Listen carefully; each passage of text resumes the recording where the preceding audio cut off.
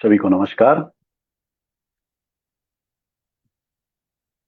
Vivekananda study circle की ओर से आप सभी लोगों का हार्दिक स्वागत है। सभी को दीपावली, गोवर्धन पूजा और आज भैया दूज की बहुत बहुत शुभकामनाएं। आज टॉपर्स टॉक इस सीरीज में हम लोग विनय राज ढीढ़ी, जिन्होंने की सीजीपीएससी 2020 की परीक्षा में सफलता अर्जित करते हुए डीएसपी पद पर चयनित हुए हैं, ऐसे युवा प्रतिभागी से मिलेंगे। थोड़ी ही देर में विनय ढीढ़ी जी हम सबों से कनेक्ट होंगे। तो आप सभी लोगों से निवेदन है कि आप जो लोग लाइव हमसे जुड़ चुके हैं उसको ज़्यादा से ज़्यादा लोगों तक शेयर करें, ताकि अधिक से अधिक लोग लाभान्वित हो सकें। स्वामी विवेकानंद स्टडी सर्कल एक समाजसेवी संस्था है और 2008 से विवेकानंद स्टडी सर्कल शिक्षा के क्षेत्र में युवाओं को जागृत करने तथा प्रतियोगी परीक्षाओं की तैयारी में मार्गदर्शन प्रदान करने का कार्य कर रहा है। विवेकानंद स्टडी सर्कल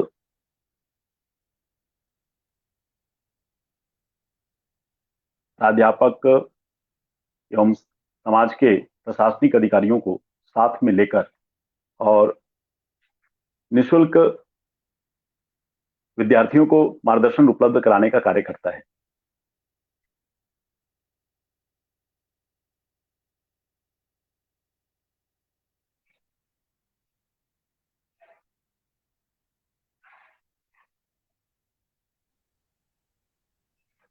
विनय जी नमस्कार। नमस्कार सर। विवेकानंद स्टडी सर्कल की ओर से विनय राज डीडी जी का आज के इस संवाद कार्यक्रम में हार्दिक स्वागत है, अभिनंदन है। विनय जी, दीपावली की आपको बहुत बहुत शुभकामनाएं। आज जी सर। भैया दूज का पावन पर्व है। भैया दूज की भी आपको हार्दिक बधाई और शुभकामना। जी सर, आप सभी को भी मेरी ओर से भाई दूज एवं दीपावली पर और हमारे छत्तीसगढ़ के मातर त्योहार की हार्दिक शुभकामनाएं। साथियों, आज हम सबों के साथ छत्तीसगढ़ के एक बहुत ही मेधावी छात्र विनय राज डीडी जी जुड़े हैं, जिन्होंने की सीजीपीएससी 2020 में सफलता अर्जित करते हुए डीएसपी पद पर आपका चयन हुआ है। तो जो सीजीपीएससी की तैयारी कर रहे हैं, ऐसे छात्र आपके अनुभव से लाभान्वित हो, इसलिए यह कार्यक्रम आयोजित किया गया है। जो भी जी साथी सर। आज के इस ऑनलाइन कार्यक्रम को सुन रहे हैं, उनसे निवेदन है कि आप ज्यादा से ज्यादा मात्रा में इसको शेयर करें, ताकि और भी साथी इस जो विनय जी के अनुभव हैं, उनके जो सीजीपीएससी की तैयारी के लिए उन्होंने कैसी रणनीति अपनाई है, उसका लाभ उठा सकें और अभी परीक्षा में सफल हो सकें। तो हम लोग चर्चा की शुरुआत करते हैं। विनय जी। जी सर। आज निश्चित रूप से बहुत दिनों से आप प्रयास कर रहे थे सीजीपीएससी की परीक्षा में, और अभी दीपावली का त्योहार आया है और दिवाली के जस्ट पहले 29 तारीख को परीक्षा का रिजल्ट प्रकाशित हुआ। तो यह दिवाली निश्चित रूप से बहुत ही खुशियों भरी आपके लिए रही होगी। कैसा अनुभव कर रहे हैं विनय जी आप? जी सर, इससे पहले भी लास्ट मंथ मेरा चयन अकाउंट ऑफिसर के पद पर हुआ और दिवाली से जस्ट एक हफ्ते पहले डीएसपी के पद पर चयनित हुआ। तो काफी अच्छा अनुभव हो रहा है सर, और अब तक की बेस्ट दिवाली कही जा सकती है ये सर। निश्चित रूप से पिछले सीजीपीएससी 2019 में भी विनय जी का चयन हुआ था, और एक महीने के अंतराल में ही 2020 का भी रिजल्ट आया। इसमें भी आप डीएसपी पद पर चयनित हुए और तो विनय जी, आपका जो पारिवारिक पृष्ठभूमि किस प्रकार की रही है, और आपकी जो स्कूली शिक्षा आपने कहाँ अर्जित किया है? जी सर। सर मेरे फादर शासकीय सेवक थे। वे गवर्नमेंट छत्तीसगढ़ कॉलेज में सहायक प्राध्यापक राजनीति के पद पर कार्यरत थे, किंतु 2017 में उनका देहांत हो गया एक लंबी बीमारी की वजह से। और मेरी माता मेरी गृहिणी है सर। और मेरी स्कूली शिक्षा अमलीडी के saint Joseph English medium school से संपन्न हुई सर। साल 2009 में मैंने 12वीं उत्तीर्ण की। जी। 12वीं उत्तीर्ण करने के बाद आपने ग्रेजुएशन में किस विषय में नामांकन लिया था? जी ग्रेजुएशन किस सर। विषय से रहा है आपका? सर एक साल तो मैंने ड्रॉप लिया था सर। उस दौरान मेरा जो रुझान था लॉ लॉ करने का था। उसके लिए मैंने HNLU के लिए एग्जाम भी दिया था, और कुछ कम मार्क्स से मैं चूक गया था। फिर मैंने एक साल बाद सिविल इंजीनियरिंग से रूमटा कॉलेज में एडमिशन लिया था सर। इंजीनियरिंग करने के बाद CGPSC या सिविल सर्विसेज में जाने का आपका मन किस प्रकार से बना? कहाँ से आपको प्रेरणा मिली कि सिविल सर्विसेज की ओर रुख किया जाए? जी सर।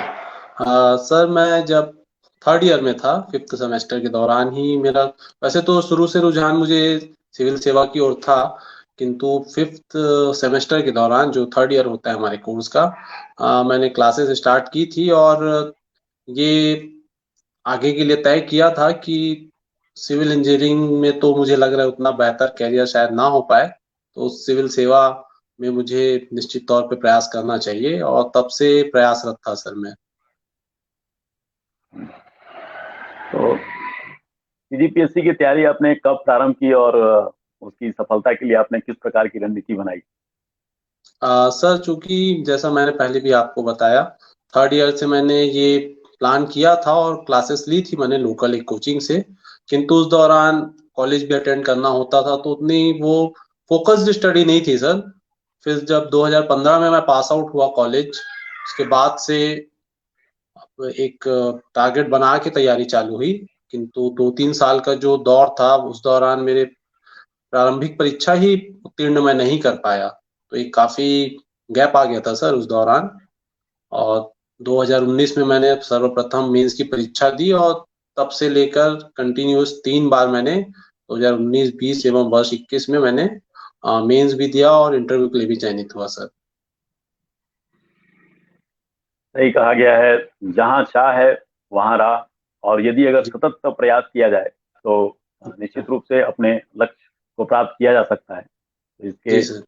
प्रत्यक्ष उदाहरण हमारे विनय राज भिड़ी जी हैं कि किस प्रकार से उन्होंने CGPSC को टारगेट करते हुए और तैयारी प्रारंभ की, और प्रथम बार में प्री में भी चयन नहीं हुआ, लेकिन बाद में लगातार जो है 3 सालों से आप इंटरव्यू तक पहुंच रहे थे, और 2019 में भी चयनित हुए, और 2020 में भी अपने DSP पद पर आपका चयन हुआ। तो जी सर।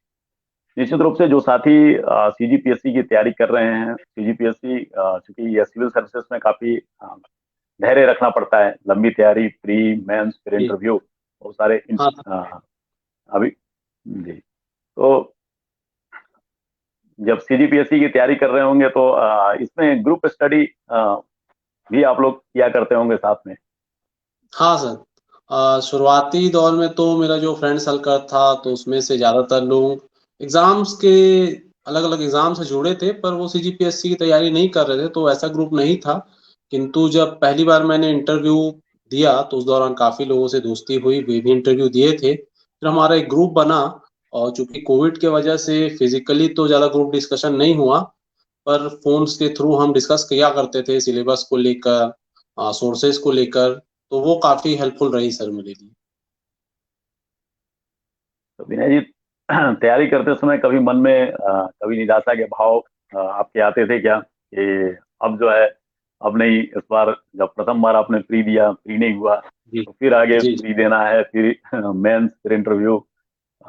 तो उस समय उस निराशा के क्षण से आप किस प्रकार से उभरते थे, और अपने आप को कैसे सर मोटिवेट करते? जी जी। हाँ सर, चूंकि जैसा मैंने बताया प्रथम 3 प्रयास में मेरा प्रीलिम्स भी क्लियर नहीं हुआ, पर मैंने तय किया था कि जब भी मैं अगर लास्ट अटेम्प्ट जब भी दूंगा या जब भी मुझे छोड़ना होगा तो एक बार मेंस देकर तो जरूर छोड़ूंगा। और जब तक मैं मेंस अपीयर नहीं कर लेता तो मैं ये कैसे मान लूं कि मेरा नहीं होगा सिलेक्शन। हालांकि प्रीलिम्स में मेरा कुछ मार्क्स से या कुछ गलत स्ट्रेटेजी से क्लियर नहीं हो रहा है, किंतु जब तक मैं एक बार मेंस अटेम्प्ट ना कर लूं तब तक मैं कैसे आंक लूं कि मुझसे ये चीज नहीं हो पाएगी। तो मैंने ये तय किया था और प्रथम मेंस के प्रयास में ही मुझे इंटरव्यू कॉल आया, जिससे आत्मविश्वास भी बढ़ा। और मैंने आरटीआई के थ्रू कॉपीज देखी, उसमें मैंने मार्क्स का डिस्ट्रीब्यूशन देखा, उससे थोड़ा और ऐसा लगा कि बस मंजिल ज्यादा दूर नहीं है, थोड़ी और प्रयास की जरूरत है। जी सर। विनय जी, अभी जो छात्र ग्रेजुएशन कर रहे हैं और अभी प्रथम बार प्री की परीक्षा में बैठेंगे, जी तो सर। ऐसे विद्यार्थियों के लिए आप क्या मार्गदर्शन देना चाहेंगे? किस प्रकार की उनकी रणनीति होनी चाहिए? जी सर, चूंकि ज़्यादा समय बचा नहीं है, तकरीबन 3 से 3.5 महीना का ही समय बचा है आगामी जो प्रारंभिक परीक्षा होगी, तो जो पहले से जो तैयार प्रयासरत हैं वे तो काफ़ी कुछ जान रहे होंगे, पर जो अभी तैयारी करना चाह रहे हों या नोटिफिकेशन को वेट कर रहे हों, तो नोटिफिकेशन भी इस मंथ के एंड तक आ ही जाएगा। तो मैं उन्हें कहना चाहूँगा कि नोटिफिकेशन का वेट ना करें, तैयारी आज से और अभी से ही चालू कर दे। और चूंकि काफ़ी कम समय बचा है तो अभी आपका जो ऑब्जेक्टिव पार्ट है, इंडिया और छत्तीसगढ़ जीएस 50-50 क्वेश्चंस के डिस्ट्रीब्यूशन होता है पेपर 1 में।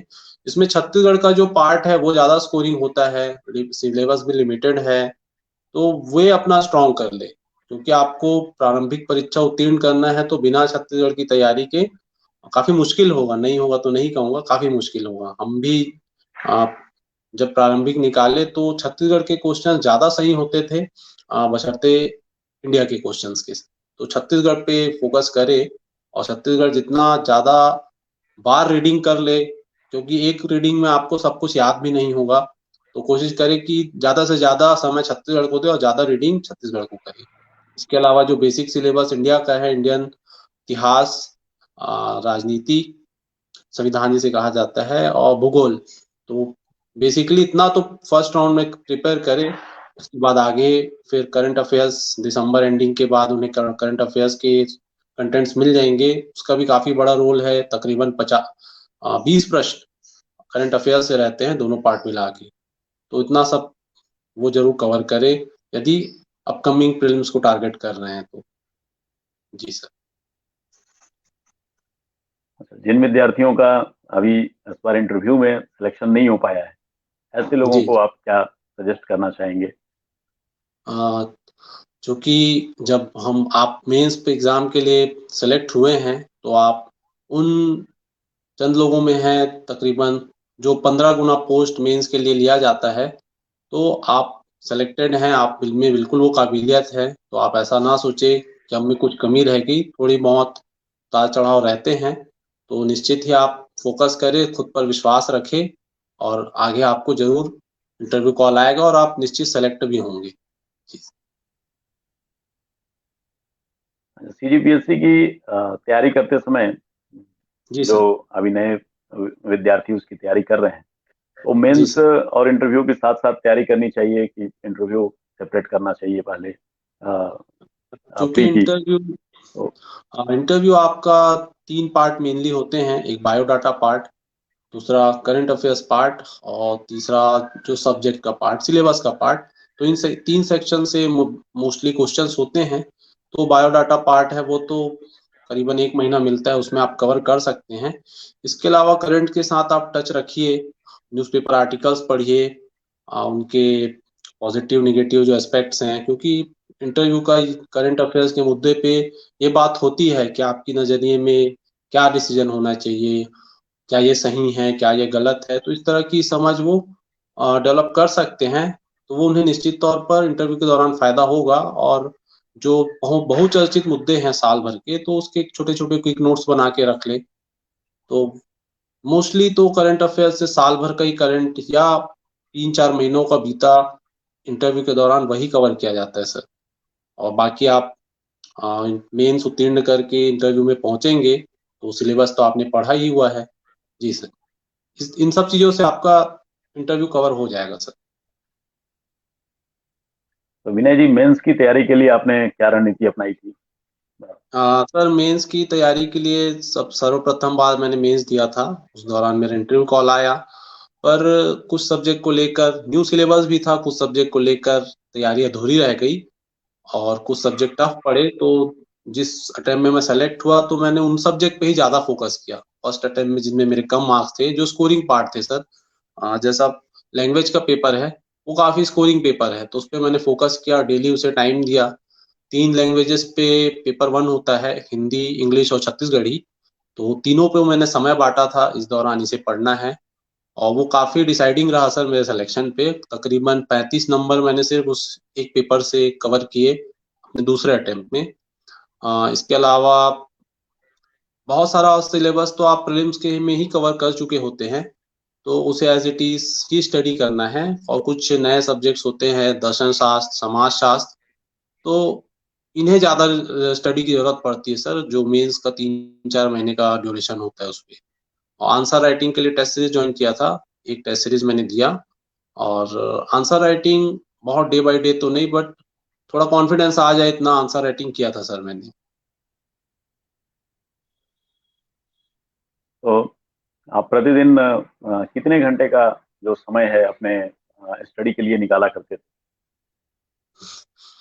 सर डिपेंड करता था कि क्या शेड्यूल रहेगा दिन का, किंतु अगर 24 घंटे मैं अपने लिए जिस दिन रखता था तो उसमें 6 से 7 घंटे का समय कवर कवर करता था सर स्टडी में।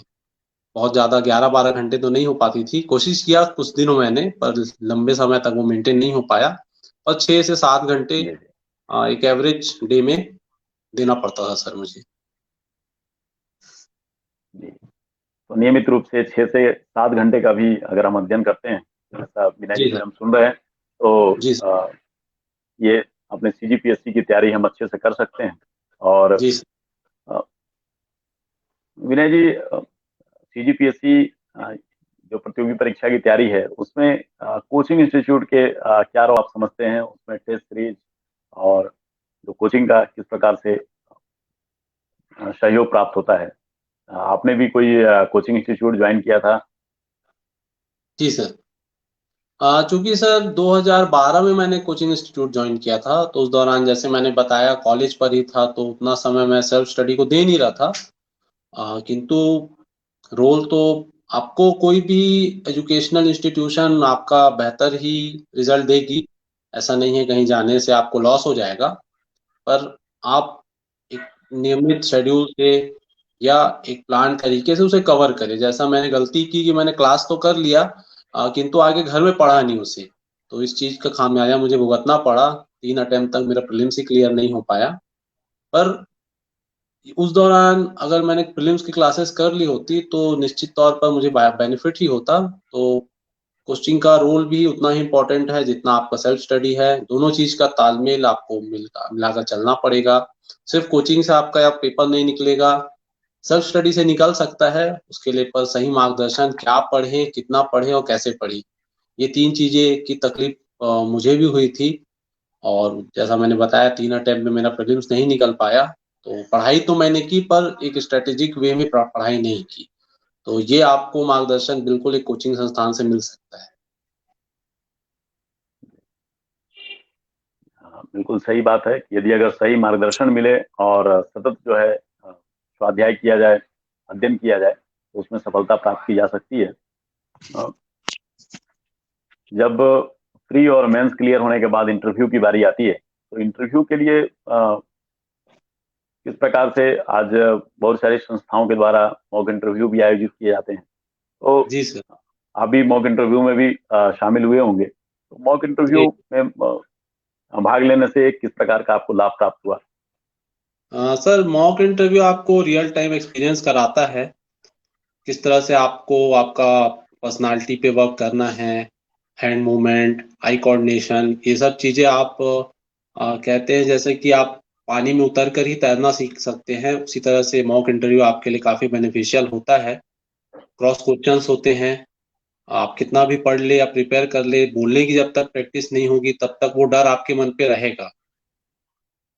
तो मॉक के थ्रू ये बिल्कुल आप दूर कर सकते हैं। और काफी अच्छा मॉक इंटरव्यू हेल्ड हुआ विवेकानंद स्टडी सर्कल के द्वारा ही। हमें काफी मॉक के द्वारा मार्गदर्शन प्राप्त हुआ, जिसका निश्चित तौर पे हमें बेनिफिट भी मिला सर। निश्चित रूप से टेस्ट सीरीज और मॉक इंटरव्यू हमारे कॉन्फिडेंस को बढ़ाता है। और बिल्कुल बिल्कुल जब सर। हम तो और हम लोगों ने भी विवेकानंद स्टडी सर्कल के माध्यम से जब मॉक इंटरव्यू आयोजित किया, हम लोगों ने जो अभ्यर्थी थे उनसे प्रत्यक्ष मिलने, उनसे संवाद करने का अवसर मिला। तो हम लोगों ने देखा जी कि जो भी सफल प्रतिभागी हैं वो इस प्रकार के टेस्ट सीरीज से जुड़े रहे और टेस्ट सीरीजों में भी अपना मूल्यांकन करते रहे। और स्वामी विवेकानंद स्टडी सर्कल के द्वारा सीजीपीएससी के छात्रों के लिए वर्ष 2019 में भी और फिर 2020 के सीजीपीएससी के जो इंटरव्यू आयोजित हुए उसके लिए मॉक इंटरव्यू आयोजित किए गए थे।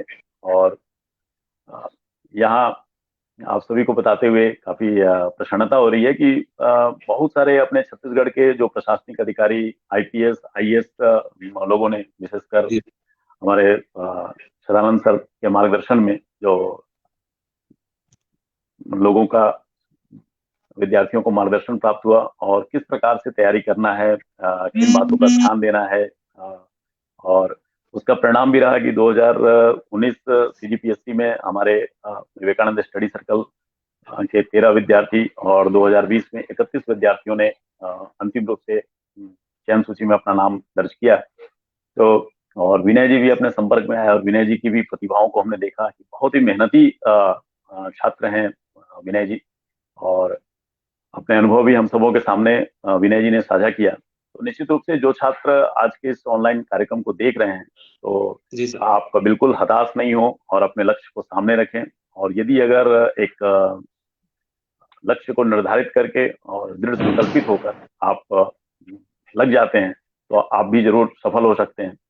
तो विनय जी, पढ़ाई के साथ साथ और किन चीजों में आपकी रुचि है, जो पढ़ाई के बाद जो अपने आप को रिलैक्स करने के लिए किन चीजों में अपने समय आप व्यतीत क्या करते हैं?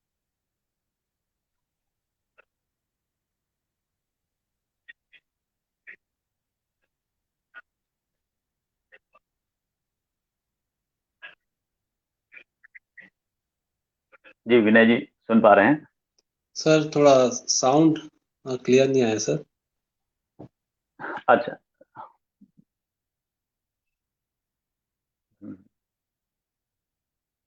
मुझे लगता है विनय जी के पास थोड़ी नेट की कनेक्टिविटी, नेटवर्क प्रॉब्लम होने के चलते थोड़ी आवाज उन तक पहुंच नहीं पा रही है। और विनय जी अभी डिस्कनेक्ट भी हो चुके हैं। तो साथियों, आज हम चर्चा कर रहे थे सीजीपीएससी 2020 में डीएसपी पद पर चयनित हुए विनय राज ढिड़ी जी से। विनय राज ढिड़ी जी ने हम सबों के सामने अपने अनुभव साझा किए कि किस प्रकार उन्होंने सीजीपीएससी की तैयारी के लिए कैसी रणनीति अपनाई और एक लक्ष्य को सामने रखकर और लगातार प्रयास करते रहने से और उन्होंने सफलता अर्जित की। जी विनय जी, सॉरी सर, डिस्कनेक्ट हो गया था, सॉरी सर उसके लिए। जी जी जी जी, ओके। सर तो प्रश्न रिपीट विनय जी, कीजिए हम लोग आपको। चर्चा कर रहे थे। हाँ। जी जी जी जी, मैं पूछ रहा था विनय जी कि पढ़ाई के अलावा बाकी किस विषय में आपकी रुचि है? आप अपने आप को रिलैक्स करने के लिए जी। क्या क्या करते थे? सर क्रिकेट खेलना काफी पसंद है मुझे, मेरी हॉबी भी रही है। और मैंने इंटरव्यू में भी ये हॉबी मेंशन किया था, जिसका काफी बेनिफिट भी रहा। 10 से 11 क्वेश्चन क्रिकेट के ऊपर मुझसे पूछे गए। किंतु स्टडी के दौरान तो काफी इससे परहेज करना पड़ा सर, क्योंकि जैसा आप जानते हैं कि क्रिकेट का मैच दिन दिन भर चलता है, तो स्पोर्ट्स चैनल से थोड़ी दूरी बनानी पड़ी थी मुझे। फिर भी स्कोर्स वगैरह या हाइलाइट्स, ये हॉटस्टार या इस तरह के प्लेटफॉर्म के माध्यम से मैं बिल्कुल समय समय पर एंजॉय करता था सर।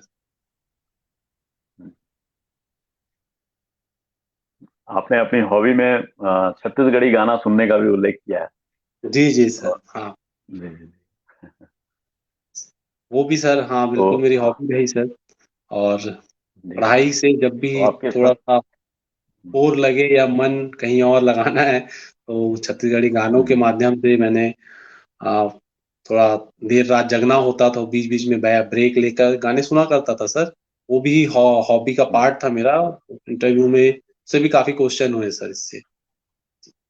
जी। तो गाना सुनने के साथ साथ गाते भी हैं विनय जी?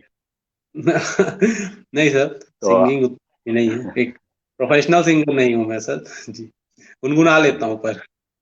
जी। जी जी, तो अपने जो आपका सबसे पसंदीदा गीत हो तो उसकी कुछ लाइनें अगर गुनगुना दें तो हमारे जो श्रोता सुन रहे हैं, हाँ, तो ओके हम सर। लोगों को भी आनंद आ जाएगा। जी सर। हाँ सर, लक्ष्मण मस्तूरिया जी का गीत है और संग चलाओ रे, काफी पसंद है मुझे। और इंटरव्यू में मुझे गाने भी कहा गया, मैंने गाकर भी सुनाया, तो वो गाना चाहूंगा सर।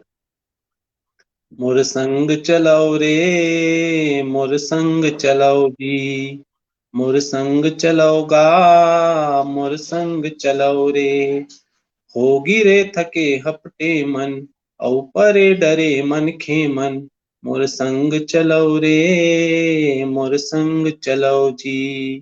ठीक। चलिए, बहुत ही सुंदर गीत अभी हम लोग के सामने विनय जी ने रखा। और तो और बहुत अच्छा लगता है कि विनय जी जैसे युवा आज इस क्षेत्र में अ, जो काफी संघर्ष करके और सफलता अर्जित कर रहे हैं और दूसरे लोगों को भी प्रेरित कर रहे हैं। मॉक इंटरव्यू के दौरान मैंने विनय जी की जो खासियत देखा, सिर्फ स्वयं पे फोकस तो है ही अपने लक्ष्य के प्रति, लेकिन साथ में मदद का भाव भी इनके अंदर है। सबको मदद भी करते रहते हैं। और जो हमारे स्वामी विवेकानंद स्टडी सर्कल का जो मूल मंत्र है, बी एंड मेक, बनो और बनाओ, उसी मंत्र के साथ हम लोगों ने 2008 में स्वामी विवेकानंद स्टडी सर्कल की स्थापना की थी।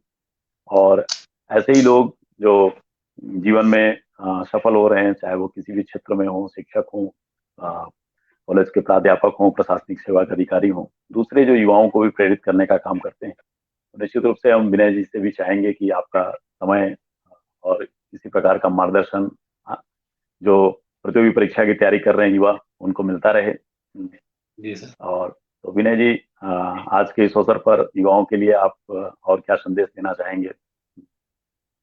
जी सर। चूंकि मैंने काफी लंबी जर्नी तय की है, तो गलतियों से मैंने सीखा है। पहले गलतियां की, फिर गलतियों से सीखा भी, फिर उसे सुधार किया और अंत में सफल भी हुआ। तो गलतियों से बचे, और गलतियों से बचे कहने का मतलब है कि मिसगाइडेड ना हो, लक्ष्य तय करे, उस दिशा में प्रयास करे, सही प्रयास करे, मार्गदर्शन ले, अच्छे लोगों से सलाह ले।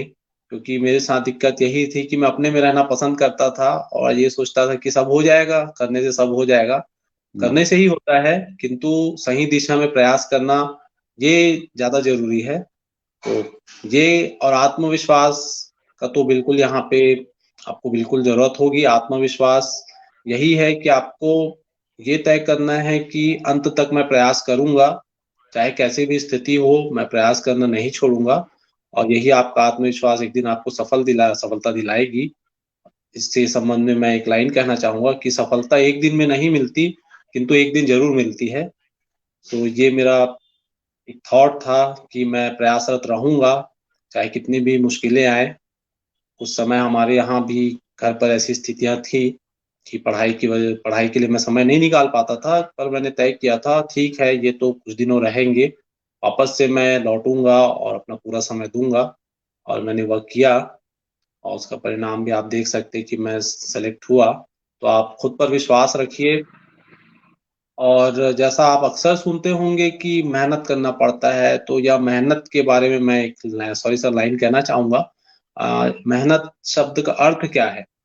आप लक्ष्य बनाइए। लक्ष्य का जो शुरुआती दिन है, जैसा आपने किसी एग्जाम को टारगेट किया है, तो उसका एक सिलेबस होता है, तो वो सिलेबस को आप कवर करिए। तो ये सिलेबस की जो जर्नी है, यही मेहनत है। और इसके अलावा इसके ज्यादा दार्शनिक पक्ष में ना जाइए। मेहनत होता क्या है कि कई बार हम कई लोगों से सुनते हैं कि मैं बहुत मेहनत करता हूँ, नहीं होता, उसने इतना मेहनत किया, उतना मेहनत किया। सबको उतना ही करना पड़ेगा। सिलेबस है, आप सिलेबस पे फोकस्ड रहिए, सिलेबस को कवर करिए। उसके बाद आपको निश्चित तौर पर उसका रिजल्ट भी मिलेगा। तो ये मेरा संदेश है सर। जी जी, बहुत बहुत धन्यवाद विनय जी। आज हम सबों के सामने विनय जी ने जो सीजीपीएससी की तैयारी की कैसी रणनीति होनी चाहिए, और विनय सर जी ने किस प्रकार। एक लाइन और कहना चाहूंगा। जी जी। आ, चूंकि मैंने आप लोगों को पहले भी बताया कि 3 अटेम्प्ट मैंने प्रीलिम्स क्वालिफाई नहीं किया था, तो मेरे सामने एग्जांपल्स थे, मेरे कुछ दोस्त थे जिन्होंने वो तीनों अटेम्प्ट दिया था। तो काफी ऐसा हमें सुनने में मिलता था कि यार अब तक तो हमने प्री नहीं निकाला है, उसने 3 मेंस दे दिया, उसने 6 मेंस दे दिया। तो इन सब चीजों से डरने की आवश्यकता नहीं है। मैं सच बताना चाहूंगा अपने बारे में, मैंने पहला ही मेंस दिया और मैं इंटरव्यू सेलेक्ट हुआ और फाइनल सिलेक्शन भी लिया। तो आप इस तरह के निगेटिव थॉट बिल्कुल नहीं लाइए कि हमारा कंपटीशन उनसे है जिन्होंने 4 मेंस दे दिया है या 2 इंटरव्यू दे दिया है। आप अपनी क्षमताओं को खुद नहीं जानते। आप विश्वास कर सकते हैं, जिस दिन आपको मौका मिलेगा उस दिन आप बेहतर पाएंगे। आप ये चाह पाएंगे कि आप में इतनी क्षमताएं हैं कि आप ज्यादा ही डरते थे। इतना भी डरने की जरूरत नहीं है। तो be positive and you will be successful one day. Hmm, yes. निश्चित निश्चित रूप से आज जो लोग भी ऑनलाइन इस चर्चा को सुन रहे होंगे, तो विनय जी की बातों से मोटिवेट हुए होंगे, और अ, जो सीजीपीएससी की तैयारी में लगे हैं या जो लोग करने का सोच रहे हैं उनको प्रेरणा मिली होगी। और एक आप रणनीति बना करके अपने सिलेबस को सामने रख करके और प्रयास प्रारंभ करेंगे। और जैसा स्वामी विवेकानंद जी का जो संदेश है, उठो जागो और लक्ष्य प्राप्त किए बिना रुको मत। जब तक लक्ष्य न मिल जाए तब तक रुकना नहीं है, जी और सर। जब तक चयन नहीं तब तक चैन नहीं। अपने जो सहयोगी संस्था है चयनगढ़ का ध्येय वाक्य है हमारे। यदि अगर आपने ठान लिया है कि हमको सीजीपीएससी करना है, तो आपको सहयोगी भी मिल जाएंगे। और आपके इस जो सीजीपीएससी सफलता की प्राप्ति में विवेकानंद स्टडी सर्कल आपके साथ खड़ा है। ये जिस प्रकार के भी मार्गदर्शन की आपको आवश्यकता होगी, विवेकानंद स्टडी सर्कल आपको सहयोग प्रदान करने का प्रयास करेगा। और हमारे जो लोग भी संपर्कित जो प्रशासनिक अधिकारी हैं, प्राध्यापक हैं, और विनय जी जैसे लोग जो चयनित हुए हैं इस बार, उनका भी हम सभी सहयोग लेकर के, और जो सीजीपीएससी के जो अभ्यर्थी हैं जो चाहते हैं कि हम सिविल सर्विसेज में जाएं, उनको हम सहयोग करने का हरसंभव प्रयास करेंगे।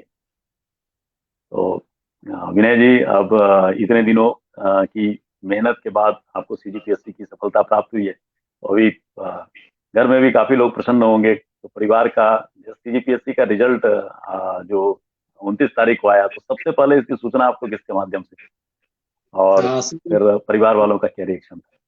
जी जी। सर, चूंकि उस दिन हम आयोग दफ्तर पर ही मौजूद थे, हमें एक एस्टिमेटेड टाइम पता था, 8 साढ़े 8 बजे के करीब रिजल्ट आना है। तो वहीं हमने डाउनलोड करके ही रिजल्ट देखा। और भी और हमारे जो दोस्त थे उन्होंने मेरा नाम पहले देखा, उन्होंने बताया कि आप डीएसपी बन गए हैं। तो वो सूचना सबसे पहले वहाँ मेरे फ्रेंड्स थे, छोटे भाई थे, उन्होंने बताया। उसके बाद मैंने फोन के द्वारा घर में सूचित किया एवं अन्य परिजनों को भी सूचित किया। और पीडीएफ के माध्यम से आज अब सभी को रिजल्ट पता चल जाते हैं, तो ज्यादा सूचित करने की तो जरूरत नहीं पड़ी। बधाई संदेश आने चालू हो गए थे सर उसके बाद ही। तो, तो विनय जी, और आपके परिवार में कौन कौन लोग हैं? और तो जी सर, माता है मेरी और 2 छोटी बहनें हैं सर। हम 4 सदस्य ही घर पर हैं। और चूंकि फादर मेरे शासकीय सेवक थे, तो मम्मी जो है पेंशनर है उनकी, पापा के जाने के बाद। उससे हमारा घर परिवार का जो खर्च है सर, वो मैनेज होता है सर।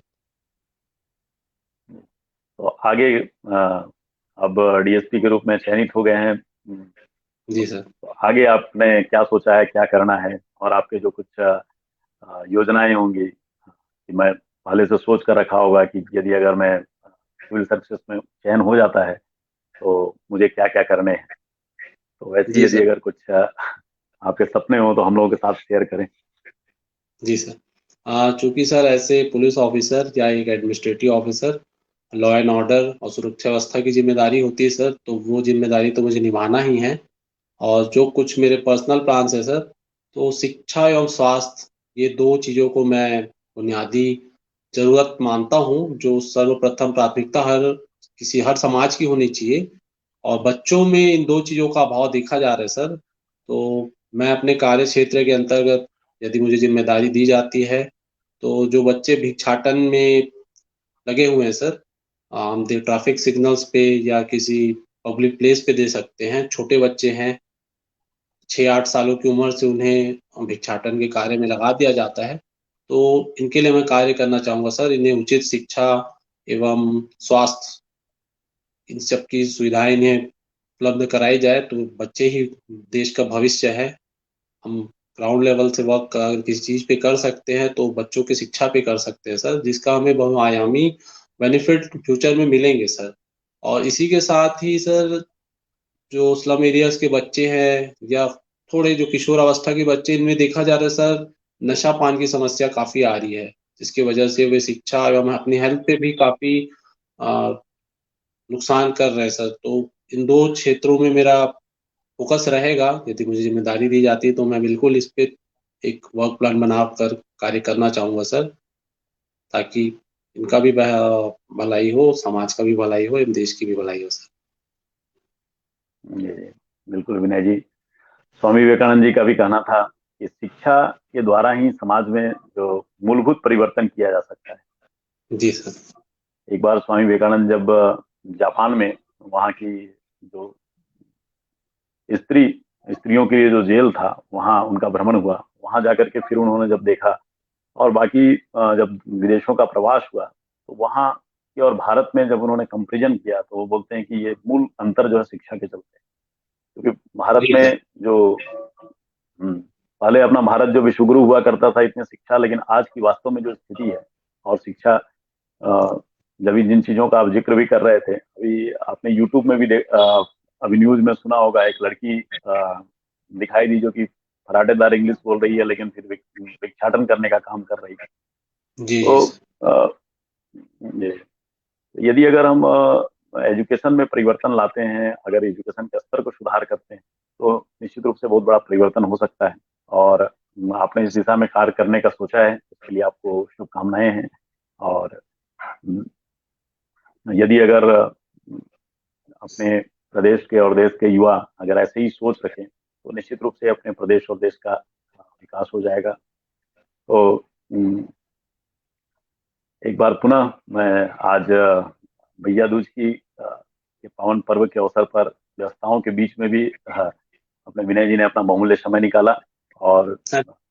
आज की आज की इस चर्चा में आपने अपने अनुभव लोगों के साथ शेयर किए। तो विवेकानंद स्टडी सर्कल की ओर से मैं आपको धन्यवाद देता हूँ और इसी प्रकार से आशा करता हूँ कि आपका जो सहयोग और मार्गदर्शन हम सबों को मिलता रहेगा।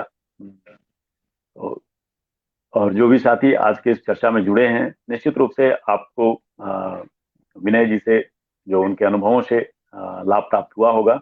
और आप आप भी कमर कस करके और तैयारी में लग जाएं। सीजीपीएससी जो प्री के एग्जाम के लिए अभी कम ही दिन बचे हैं और जैसा विनय जी ने अपनी रणनीति बताई है कि किस प्रकार से सिलेबस को सामने रख करके उसकी तैयारी करनी है, तो आप तैयारी करें और निश्चित रूप से आप भी सफल होंगे। आप सबों के भी मैं सफलता की कामना करता हूँ। और एक बार पुनः आप लोगों को दिवाली और भैया दूज मातर पर्व की बधाई देते हुए और आज की इस चर्चा को हम लोग यहीं समाप्त करते हैं। ठीक है, धन्यवाद सर। नमस्कार विनय जी। धन्यवाद। एवं आप सभी को मुझे सुनने के लिए बहुत-बहुत धन्यवाद सर।